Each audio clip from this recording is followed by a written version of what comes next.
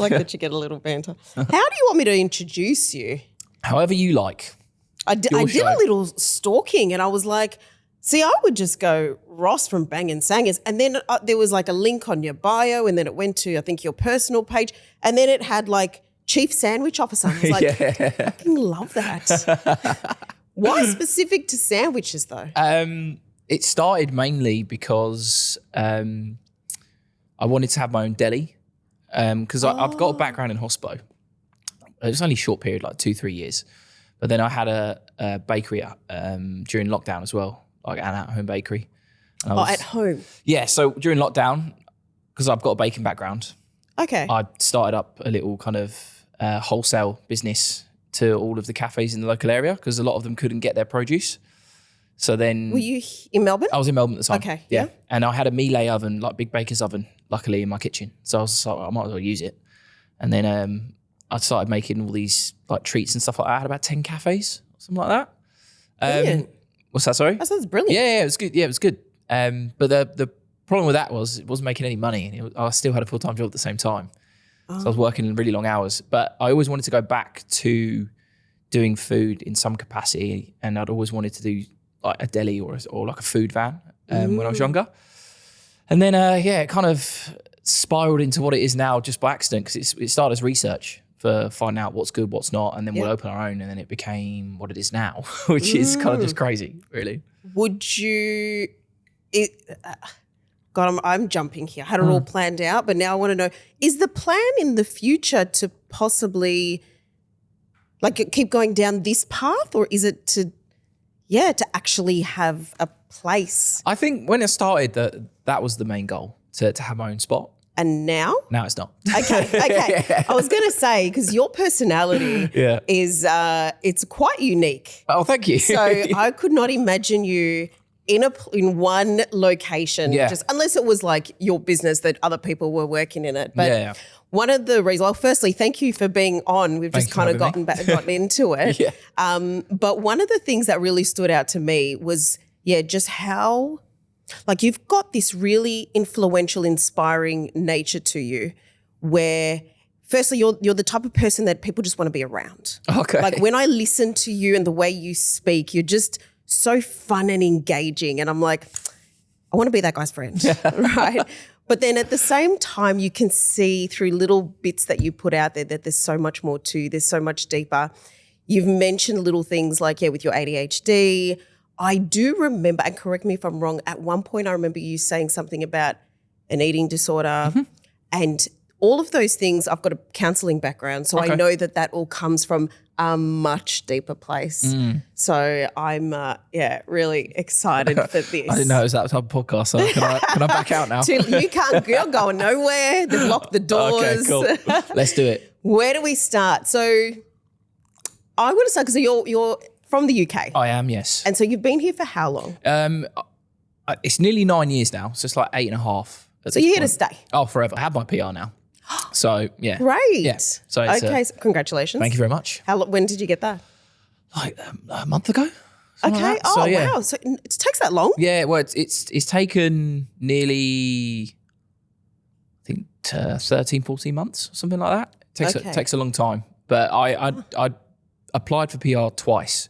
Okay. So I was going through the process with one business that never materialised, and then I was supposed to go through it with another business, and that business was liquidated. So I lost out on it a couple of times. So this is your businesses? No, or so businesses that you were attached to? Yeah. So when you get a sponsorship visa, you're attached to that business for a certain period of time. Yep. And then they can sponsor you for your PR as well. How easy is it to do that? It can be quite easy. If you're good at your job, then they'll do it for you. And if they like you, they'll do it for you. But if you're kind of trying to do it on your own, it's very difficult because you need that sponsor. And if you haven't got a skilled role in the Australian economy, your visa doesn't really, it doesn't mean anything to them. Like if you're not adding to the value of the country, then they don't really consider you. And if it's not on the skills list, they don't really care. So you need a sponsor. And it took me this long, and I was like so close each time. But to finally have it now, it's like weights lifted off my shoulders. So it's just God, yeah, that would be quite stressful. yeah. And it gives me a bit more like freedom and flexibility to kind of think, right, what do I want to do now? Because I paid for the whole process myself. So the business weren't tied to me. I wasn't tied to them. If, say, for example, I just wanted to leave at any point. Getcha. But I like my job. I enjoy it. It's not something that I'm going to just get up and go, right, that's enough. But for me, it's having that flexibility of if this becomes something really big, then I have the option just to go, all right, I'm done now. I'm going to go do that. Go do that. Yeah. Because you're right now you're doing IT sales. Yes. Yeah. So did you come in with that skill set? It was just being in sales? Yeah. So I sales and recruitment pretty much. So oh, yeah. Okay. yeah. So I've done that since I was 20, I think. What do you like about sales? To be honest, I hated it when I started. Okay. I hated it because I was such an anxious kid and so shy that I think that the reason why I am the way I am now is because of sales. It like brought me out my shell because if you don't, you sink. Exactly. And I didn't really have any prospects when I left school, and I was like doing all these different crappy jobs until I fell into sales by accident. And then, it was like, if you don't do this, where are you going to go? So it's kind of like last chance saloon for me. Well, that's how I felt anyway. And then, I don't know, I kind of just like have lucked my way through it, I think. And then you've got like some manifesting shit going on for you. Yeah. Like things just, it looks like things sort of just come your way, doors open. Yeah, I think I've been very lucky in a sense that the businesses that I've landed in, there's always been someone that I can kind of, I don't know, like learn from or relate to and become friends with. Because every boss that I've ever had, I've become quite close friends with them. And I've learned a lot from them as well. And I don't know, I guess like you said, I am a people person. I make friends quite easily, but I burn out really quickly as well. So it's like I can come across as someone that's like full of life and fun loving, but as soon as my social battery's dead, I'm the most miserable person to be around. Wow. Because it's just like, it could just disappear immediately. It's like the sparkle in my eye just goes. You seem like you put it, when you put your mind to something, you put everything into it. Yeah, absolutely. Yeah, 100%. If there's something I want to do, there's nothing that can stop me from doing it at all. Where did you get this mindset from? Oh, do you know what? I think it's just from having nothing and then finally having something and not wanting to lose it. Yeah. Okay, how? Like, where did that come from? You said you're an anxious kid. Yeah. So does this all come from, childhood? I think so, yeah. Because like middle child syndrome. Okay. 2 sisters as well.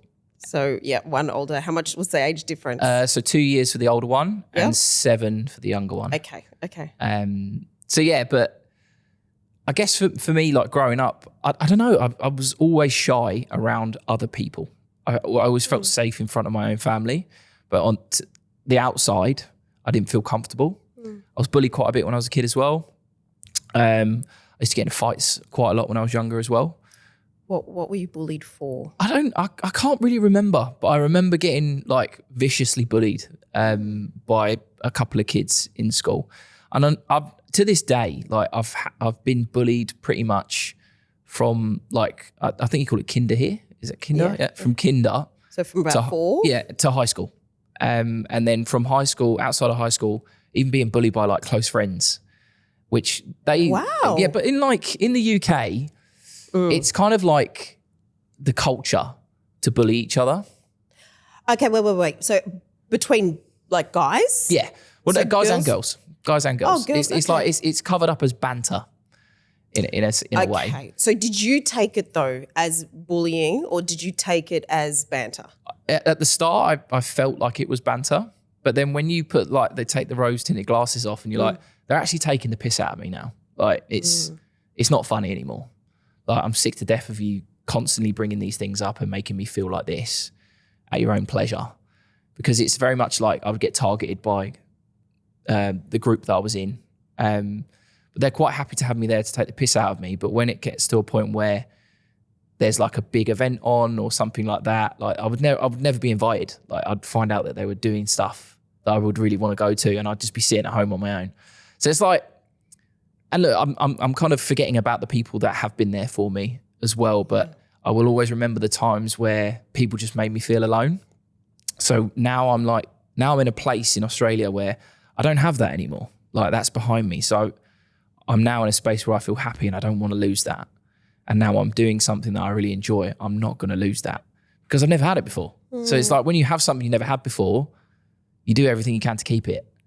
Whereas if I'd stayed at home in that same like situation, same mindset, I probably would have killed myself if I'm going to be completely honest. So it's just like, I don't want to go back There's no to that purpose, space. I guess. Yeah, exactly. There was no prospects, nothing for me there. Was it about like being bullied? Was it about appearance? Yeah, because I had really big ears when I was younger. I've had them pinned since, and I had not an eating disorder when I was younger, but I was really malnourished. I was a beige kid. I only had like chicken nuggets and chips and lollies, and I drink cordial out of the bottle. I wouldn't even add any water. It was like a really bad diet. So I had like a yellow tint to my skin because my liver wasn't doing its job properly. Yep. So I'd get called like Bart Simpson, which is like, it's funny to a certain degree, but after a while it kind of wanes on you a little bit. Yeah. And I would always be someone that would try new things. So I'd always try new hairstyles or, it's pretty bad. I've got no hair now, but like I was always known as the kid who would have different hairstyles. I'd wear like different types of clothes to everybody else. And I think when you stand out as a child too early, people, I look at it now like it must have been either threatened by it or jealous of what I was doing. And when people don't like that, they try and bring you down to that level. And what I've noticed is that people never grow out of that because they're so unhappy with their own lives that they'll do anything to make you feel bad about yourself. And now when that happens to me now, I literally look at them and laugh. I just could not give a shit anymore. It's just, that's the mindset you need to have if you want to actually be happy. 100%. Yeah. And this is so massive in your world at the moment, like being in the space of content creation and being influential, being online. You've definitely got to have a thick skin, and especially if this is something that you're wanting to go in further in life. So what would you say, because this is last year I was school counselling. Okay, cool. And being in the wellbeing centre and seeing kids getting bullied. I know a lot of it in, I guess, well, in the school that I was in, the bullying and the banter was because, let's say, boys, that was their love language. Boys between boys, that was how they connected, and no one took it seriously. But you could see there was a handful of kids that just couldn't hack it, but they just had to keep playing on. Yeah. And then it was also the other way around. So it was boys didn't know how to talk to girls, and so then they would bully them. Yeah. But yeah, banter. It's we throw it around like it's quite a casual word. But did you stand up for yourself? No. At the time? No. Because I was too shy. Because when I was younger, because I was petrified of my mum when growing up. And I think that's where my anxiety came from, is just being scared of the repercussions of any of my actions. Because when we were punished quite severely. And growing up, I was getting in like scraps in kinder and then into like primary school. But then after that, I just had no confidence whatsoever because I was like just terrified of what would happen if I'd go home and tell my mum this happened or this happened. Like, would I get even more of a hiding type of thing? So for me growing up, it was very much a confidence thing that, sorry, I've forgotten the question.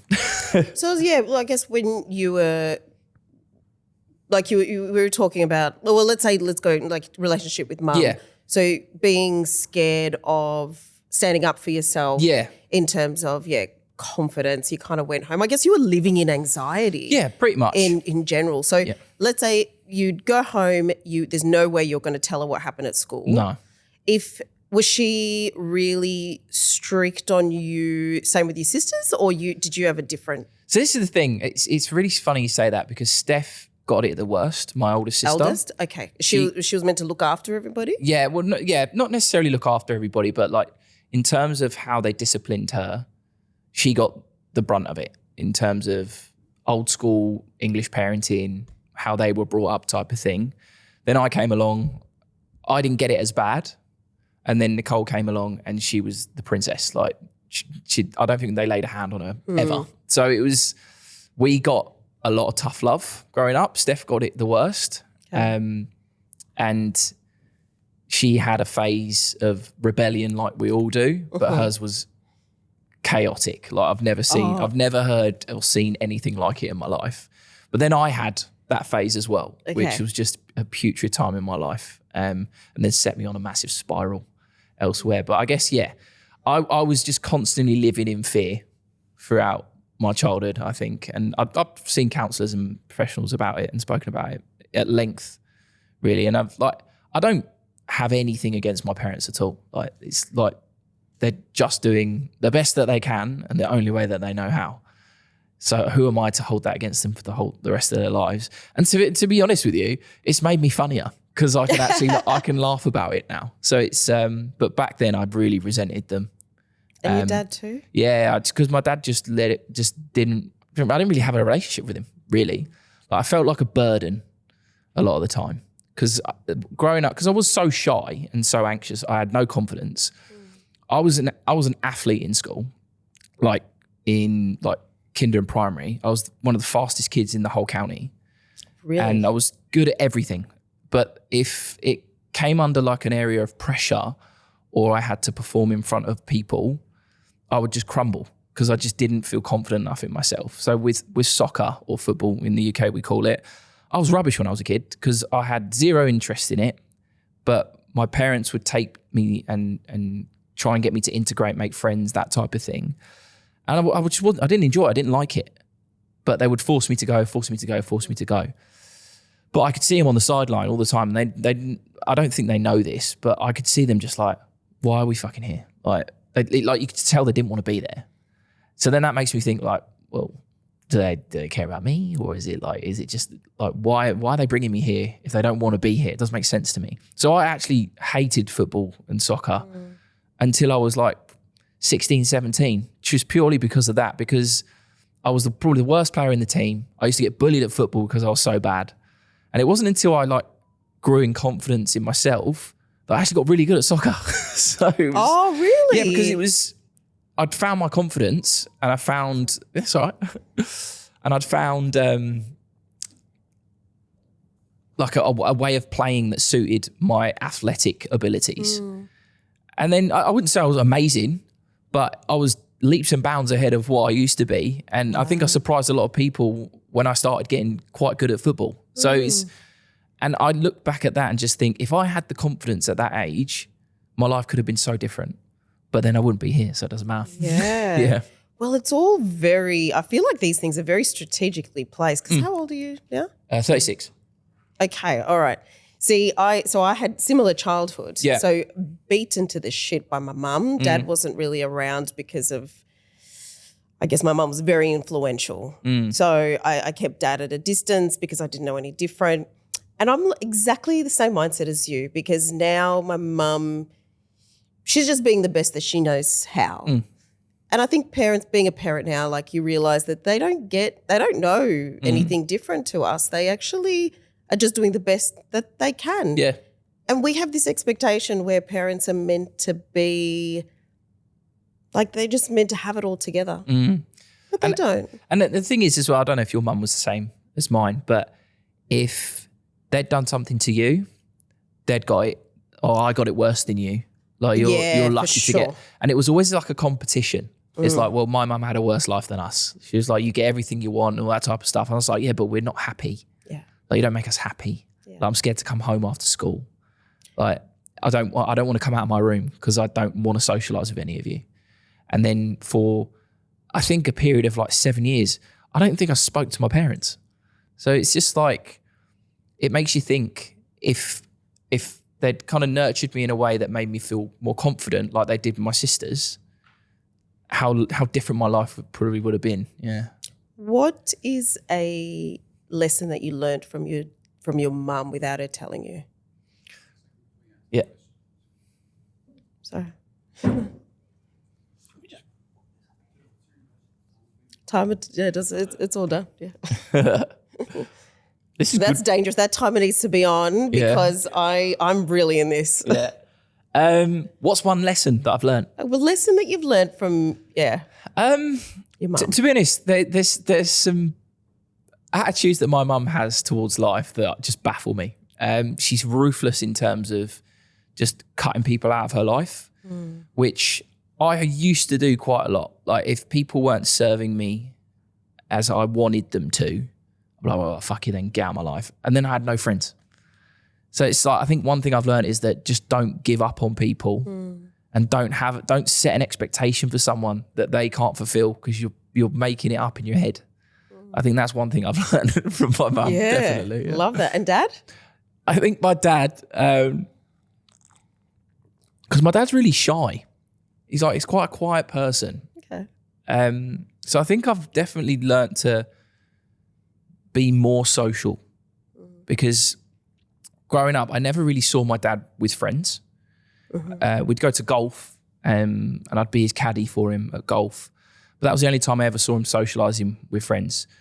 90% of the time, I never saw him with anyone other than my mum, which is, that's not an issue at all. But I think for myself is don't isolate yourself from just like your relationship. Like have things outside that you're interested in. Don't just kind of be a slave to the home.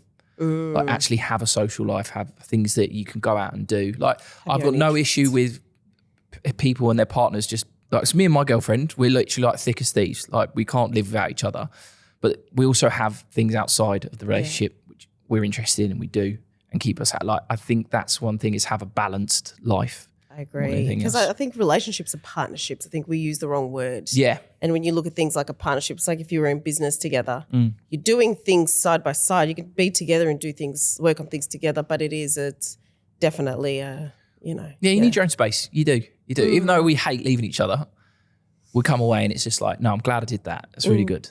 So I definitely think just push yourself to be more so because I hate going to social events. As much as people see me at them and they think I love them because I'm always chatting, and I hate being there. Why? It's just because I feel like I don't know, I think it's an ADHD thing where I'll take my medication in the morning, it'll wear off around 5. Okay. And I am exhausted. I've got nothing left to give and I'm completely drained of all social battery. And that's why I say no to a lot of these social events, because I physically haven't got the energy to do it. And I don't want to come across as rude by being really short and being like, oh yeah, I'm just here to show face and disappear. But then if you catch me on a day where I'm full of energy, I don't want to leave. So it's like, it's a bit of a battle. With that. So the medical, let's talk about the ADHD stuff now. All right. While we're here. So do you, have you done some, I guess, discovery within yourself to kind of work out where this came from? Is it just a chemical imbalance? Like why? Why do you think you've got it? There's so much here. Sorry. Yeah. No, I'm diagnosed. So I've been diagnosed since I was 26. Oh, okay. Yeah. So this happened long ago. And then, because I know, have you only started taking medication recently? So I took medication when I first had it. Yeah. And it didn't really agree with me, that particular medication. Okay. And I was under the impression that all ADHD medications were the same because they're all basically amphetamines. So I didn't want to take any more to have like an adverse reaction to them. So I just self-managed it from that point, where I was doing... What's self-managed? Oh, yeah, I was doing all like the woo-woo stuff, like the breath work and hammer in the gym, like running, like all the stuff that kind of like hits your dopamine receptors to kind of keep you going. But I still found that I had no ability to stay on a task. I had no ability to remain focused. And there was things that, like, I was losing jobs, or I was underperforming at work. Like I was jeopardizing relationships. I was a massive drug addict from like 21 up until like 30, I would say. Wow. And the reason why I went for an ADHD diagnosis, because I was literally depressed all the time. I didn't know what was wrong. And I was kind of seen as someone who had learning difficulties when I was younger, but I wasn't. Mum was like, you're super intelligent, you're just lazy. And that was what it was. I was just lazy all the way through school. But then if you believe that still?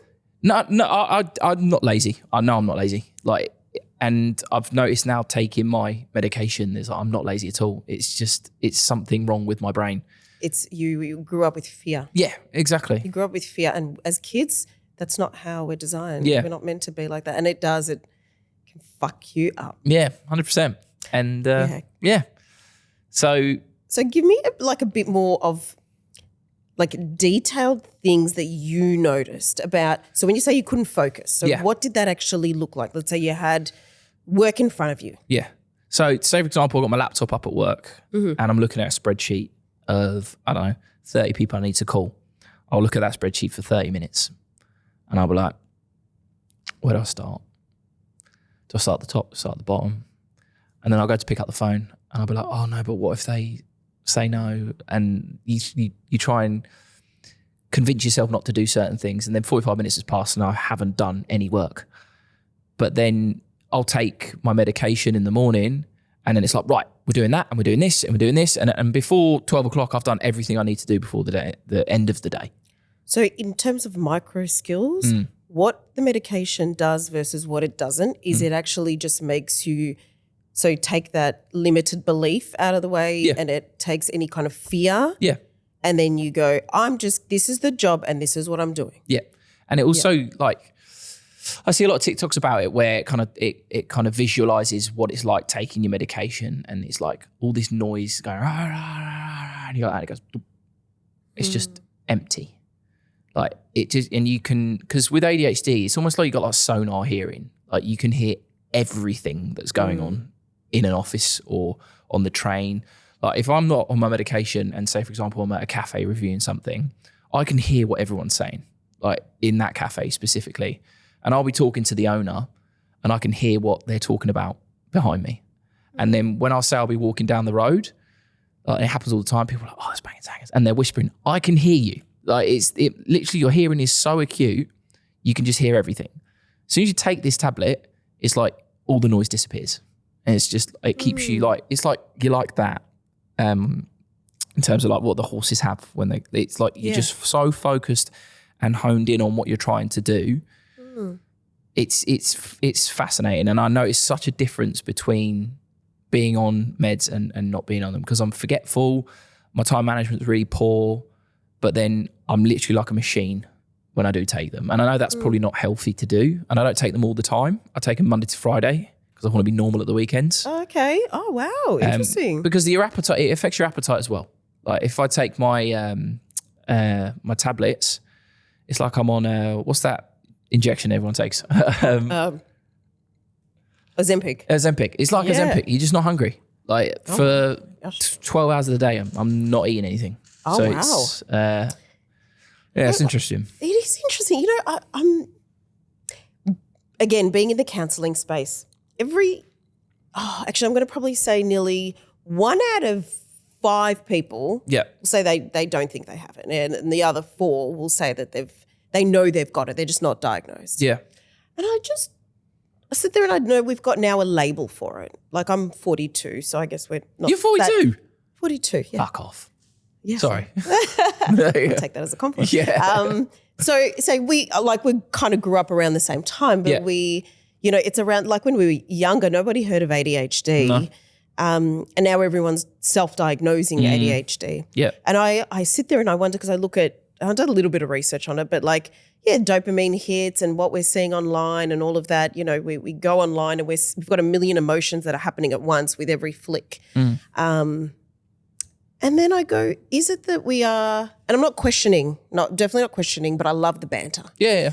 Because I do wonder, is it that we are struggling to focus? Like, is it that we're just we don't know how to switch off that social media brain and we can't just now pick up, I don't know, a book and read it or I don't know. I'm just so interested in this area. Yeah. And I don't know if people or we need to all get diagnosed and get on medication and you know, or can we just sit there and learn how to focus? I don't know if it's as simple as that. No, I agree with you to a certain degree. There's so many people out there that think they have an issue when it can just be that they're fucking lazy. Like a lot of these self-diagnosers want an excuse towards why they aren't working as hard or why they can't achieve something.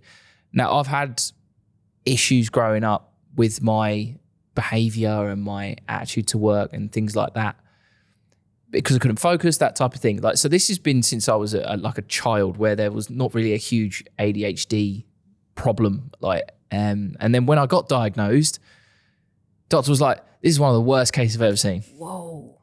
He's like, yours is like up there. So to have someone like affirm that I've been struggling my whole life with this, and I've got by just by trying to do my best. Like, I could have done so much better if I had the tools at a younger age. But again, it's like, where would I be? Yeah. Like, would I be a neuroscientist? Probably not. But I'm just like, you get the point. It's like, if I'd had the focus in like at a very young age, you don't know where my life would have been. But I'm glad it didn't, because I wouldn't be here again. So it's just like, it's apples and oranges. Isn't it? Yeah. And you're so self-aware. Like, I feel like when we go through stuff like this, and like you being able to hear all the noises, I don't think that's a bad thing. Like, unless obviously you can't zone out to it, but you're so like self-aware to everything that's happening, which depending on what field you do go into, it can actually be a benefit. Yeah, no, definitely. I just find it really distracting. Like, I think that's one of the main things, is that if I'm really easily distracted. So, but when I'm on my medication, it's just like, sorry, I've got to do this. Like, and like, I'm a yapper, love to chat. I've got my little bestie at work, and we're always yapping. But as soon as I take my tablet, don't talk to him for like 5 hours. So it's like, I don't need it. I don't need it now. But it helps you function. But it helps me function because the work I'm in is high stress, high performance. You can't afford to be lazy and not doing the 1% that make you successful. So to have that as a tool to help me, I will do that every day of the week. If I was to leave sales tomorrow, I'll probably never take ADHD medication again. Yeah, interesting. It's a requirement to help me perform. It's like performance-enhancing drugs. It's like steroids, I guess. Yeah, and I get that. Yeah. I love that you are so open about it. And I also love, you mentioned, which I haven't gone into yet, but you mentioned that you were, like addicted to drugs from 20, you said 21 to 30-ish? Yeah, about 30, 31, I would say. Okay. Yeah. Can we talk about that? Yeah, of course. So how did that all start? So it's funny that I was actually anti-drugs my whole life until 21. My mum put the fear of God in me. She was like, you ever do drugs in my house, you're out on your ass. My uncle David was a drug addict as well. He would bring drugs to the house whenever he'd stay over. But I didn't know. To your mum? Yeah, he would hide it in the garage, and I wouldn't know what it was. And I remember this so clearly. My uncle David was in the garage and he was pulling out bricks of cocaine in this rucksack, and then the next day he wasn't there. So it's like they must have kicked him out or something like that. So I have no idea to the extent of how bad it was. Wow. But mum was like, you ever do like smoke weed, you smoke cigarettes, you drink, and like, you're out. So then there's that fear. Of course, yeah. So it's like, well, I can't, because I can't, what am I going to do? I'm not going to have a life.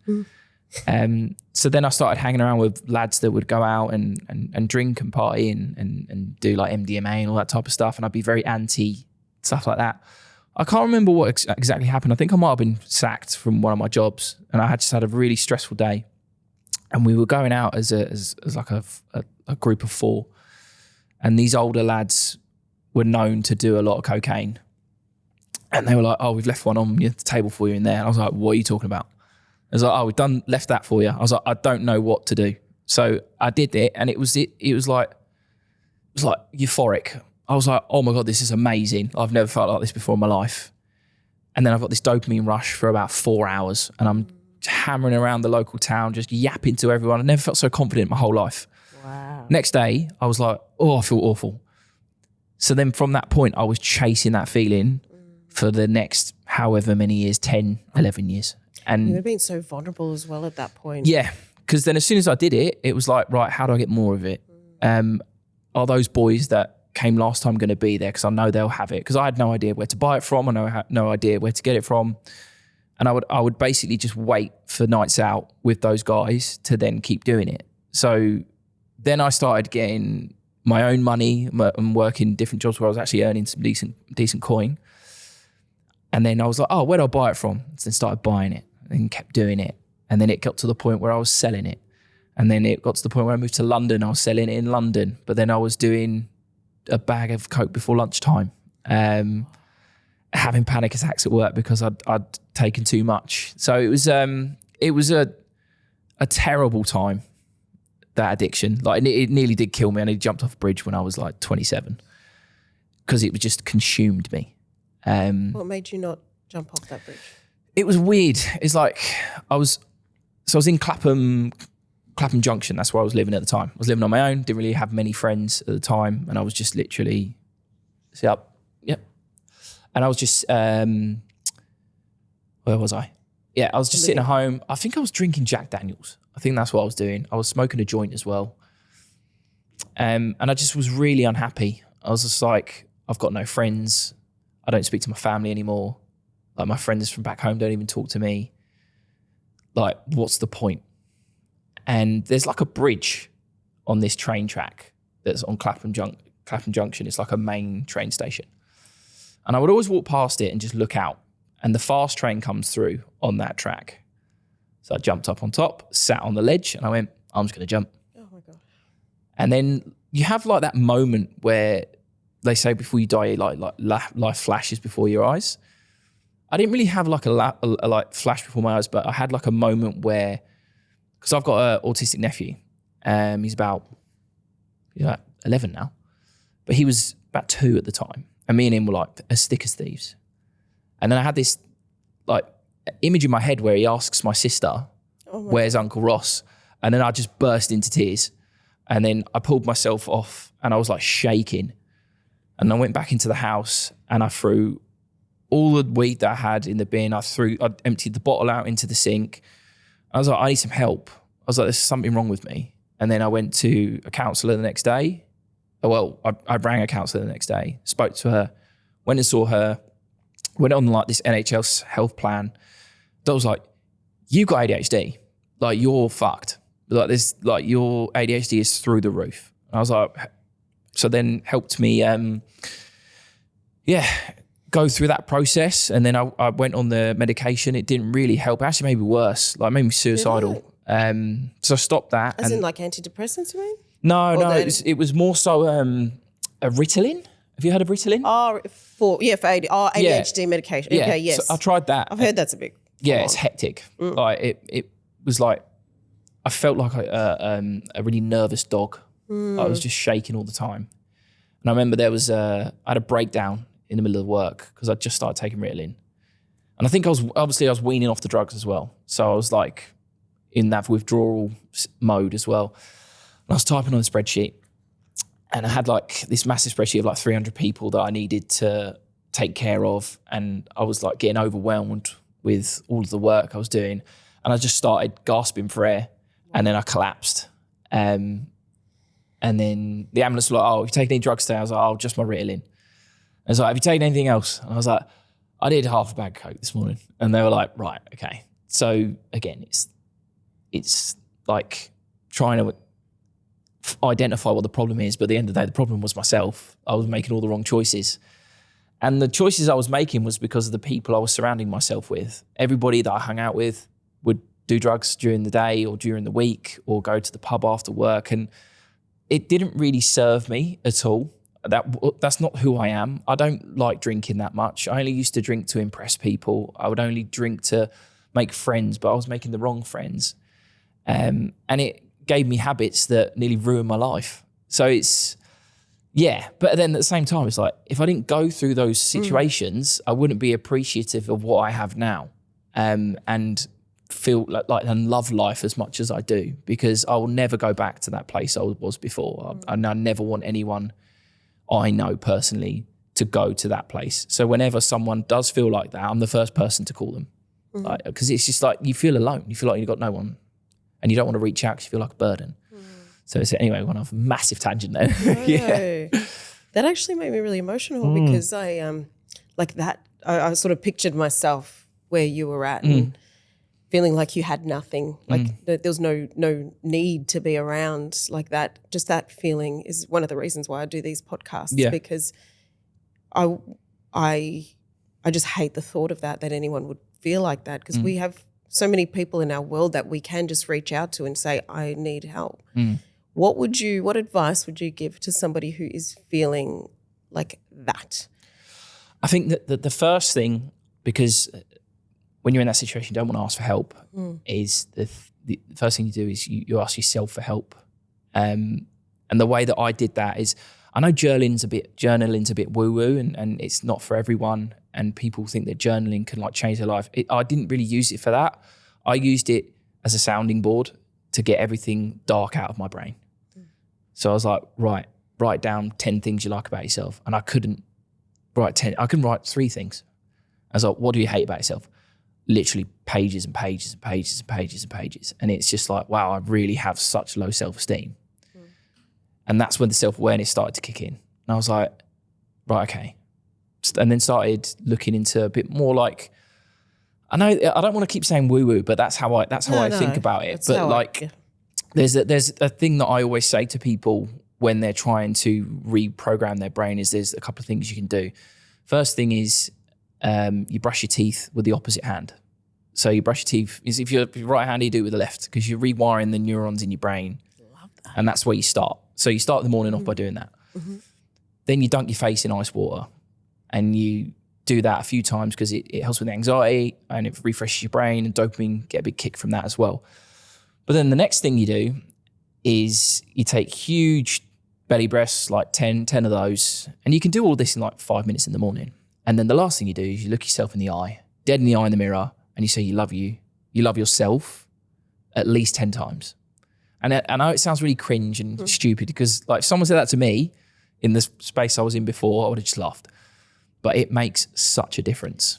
What's the intention? Why are you, like when you are looking at yourself, because I think it sounds, like woo-woo, but when you're doing that with intention and purpose, it puts a completely different meaning to it. Yeah. So what is it that why are you doing it? What's the advice here in terms of? You're changing the opinion of yourself that you have of yourself. Because if you look at yourself in the mirror and you're like, oh, I hate the way I look, I'm fat, or I don't like my hair, I don't like my ears, If there's things that you can actually physically change about yourself by doing something, like, I don't mean surgery or anything like that. If it's like you're overweight, you can change that.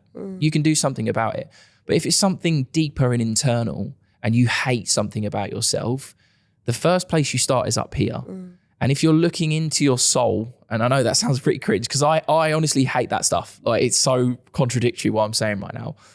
But when I started doing that and looking deep in my eyes and telling myself that I love myself, about a week later, I was like, what? It just feels strange. Like you had a new appreciation for life. And it's that step you take. That's like the first step. I don't do it anymore because I don't need to because I'm very much confident in who I am. But that was the kind of the kicker and the starter for me was actually just looking inward and understanding, okay, what do I need to do to make myself happy? Okay, this is what I need to do. How am I going to get there? I don't know. And that's the fun part. When you don't know, it's even more fun. But yeah. Being authentic. I know this is something that you wanted to talk about as well when we were having the pre-podcast chat. Yeah. And one thing that you're passionate about is being your authentic self, regardless of anyone watching. Or so would you say firstly now that you could confidently say I'm living out my authentic self? I think so, yeah. I think what you see with me is what you get. I can play a bit of a character online because at the end of the day, we're a slave to the algorithm. What works, you need to sometimes repeat. But I think the way that content's going now is people can see through that. And if you're not showing yourself as who you are as a person, people can't connect with you. And I'm just what you see is what you get, really. I wouldn't want to be any other way. Like sometimes, I can be a smart ass and I can be a bit of a dick.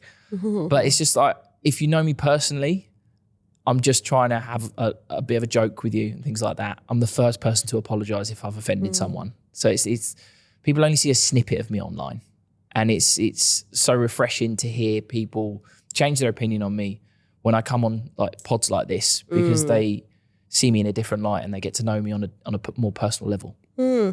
Like, I don't understand why people would see you not as that because from like, I mean, obviously first time I've met you And what I see of you is, you do obviously put on a particular persona for what you do because you don't want to be depressed eating a really good sandwich, right?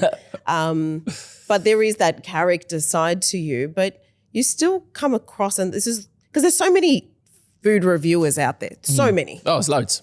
And you can tell when somebody is doing it for, to be different to the crowd or whatever that looks like. But you can clearly, genuinely see your authentic side through it. Thank and you. also you and your partner.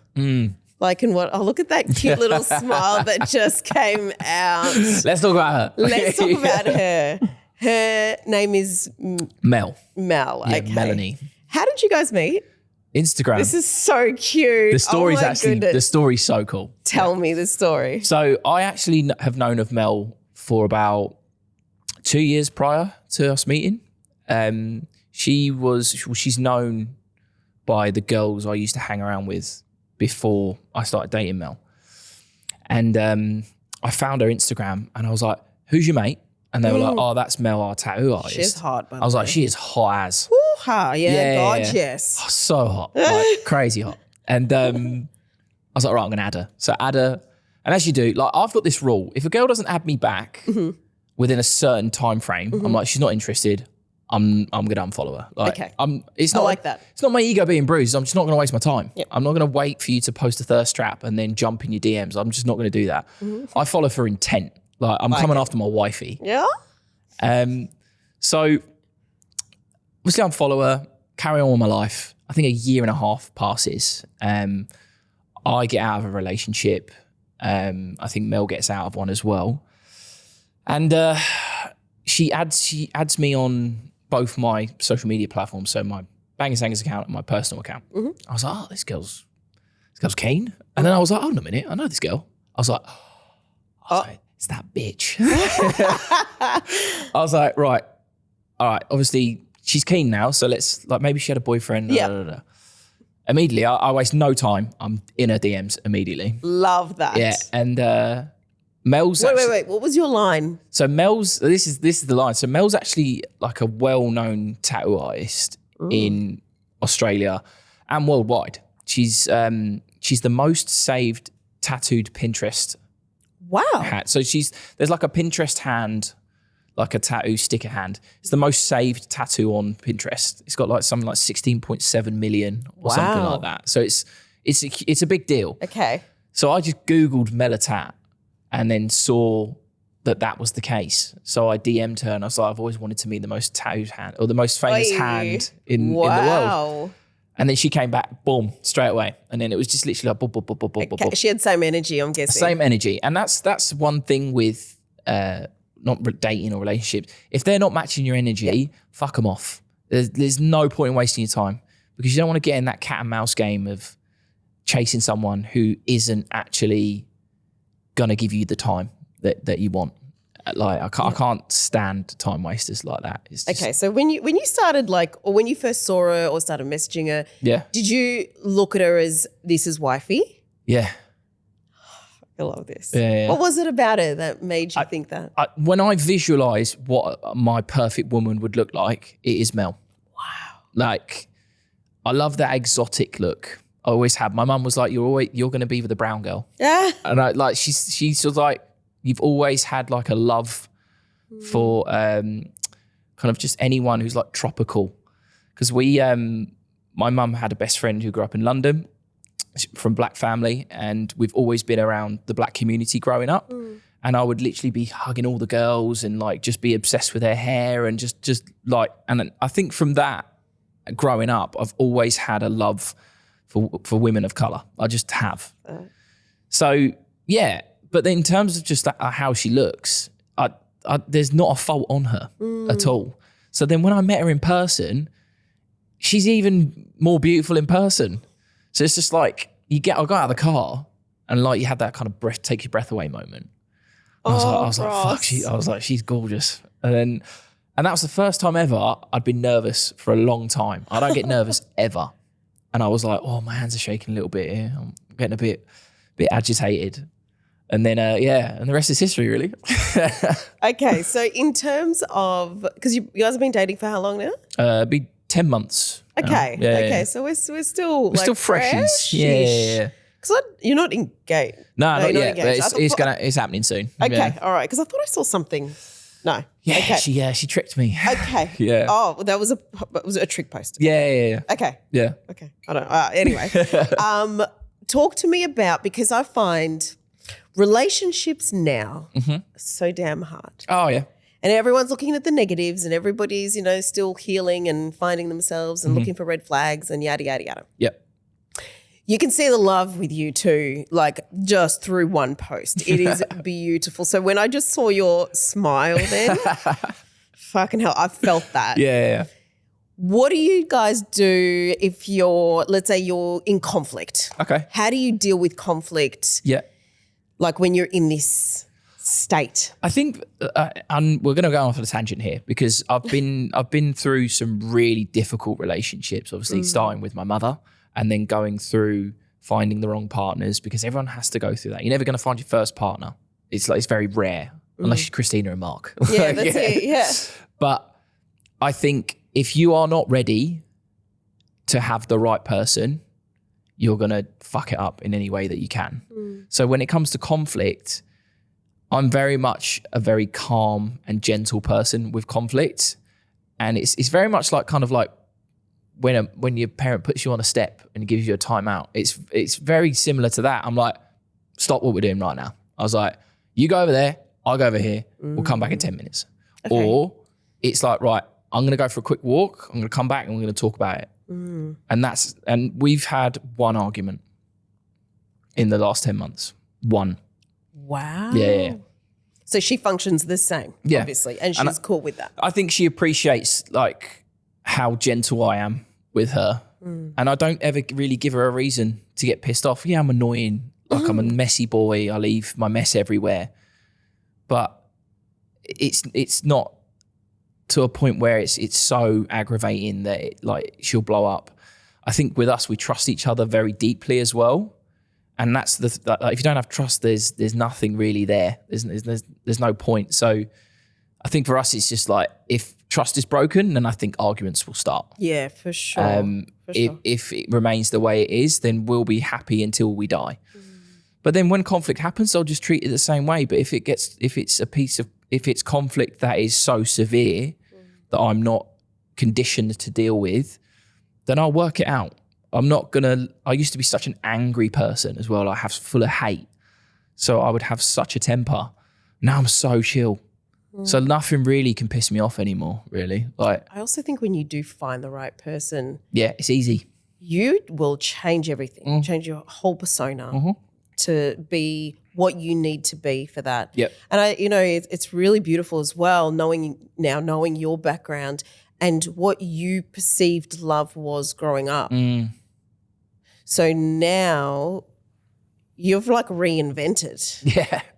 It's really beautiful. Yeah. Knowing that you were sitting on the side of a bridge about to jump off and looking at you now that you found the love of your life. Yeah.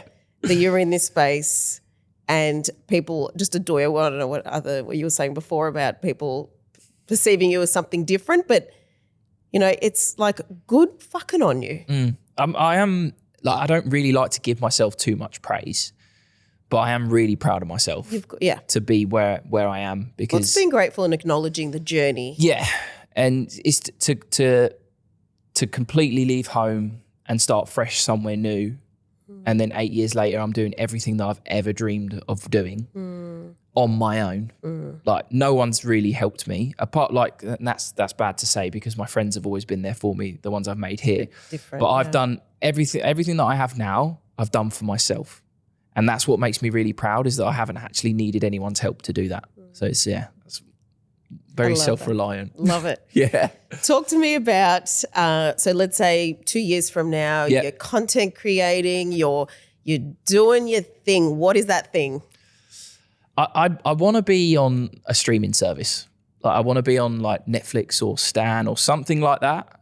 In what capacity, I don't really know. But that's the exciting thing, because I never know what I'm doing every weekend. I literally gets to Friday, I'm like, I don't know where I'm going. And then I wake up on Saturday, I'm like, right, I'm going here, I'm going here, I'm going here, I'm going here.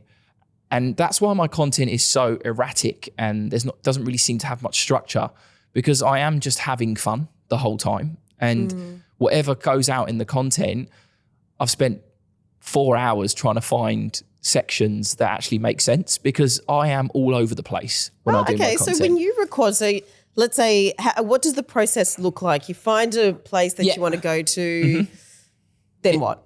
So I'll find the place I want to go to. I'll walk in there. I don't like introducing myself. Okay. Because if they have heard of me or they know who I am, I get special treatment, and I absolutely hate it. Okay. Because you'll get a product or a service that the Gen Pop won't. Getcha. They'll get you either a bigger item or they'll give you the best version that they can give you. And the whole purpose of what I do is providing value and making the right decision, spending your money wisely, that type of thing, and obviously entertaining at the same time. But I don't want my following to go there and not have the same experience. I want it to be exactly the same as what I get it. And when I go into places now, that's not usually the case anymore. So I have to send Mel in to buy the stuff, or I'll send my other cameraman in to buy it, because he's never on camera. Okay. So no one knows what he looks like. Yep. Then we'll go in, we'll either Google or ChatGPT a bit of information about the spot, learn who maybe owns it. If I can't find anything, I will then go in and introduce myself and be like, right, I'm doing this today. I hope you don't mind. Can you tell me a little bit about it? Do the info.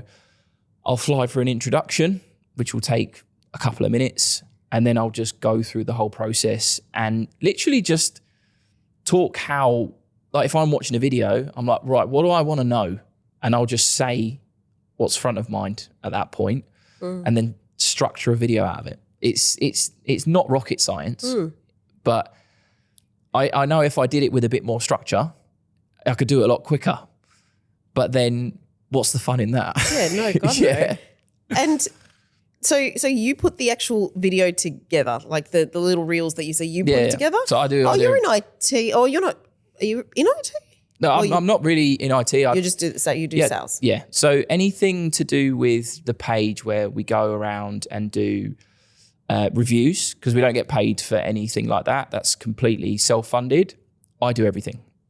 Anything that we do brand related, Alex does that. So I am just the face. So I will be like the face of the brand, and Alex will just do all of the editing and the filming towards any sort of brand collaborations. Yeah. Okay. How expensive is a weekend for you? Oh, it's ridiculous. I think last week I spent $1,000 on food. What? Yeah.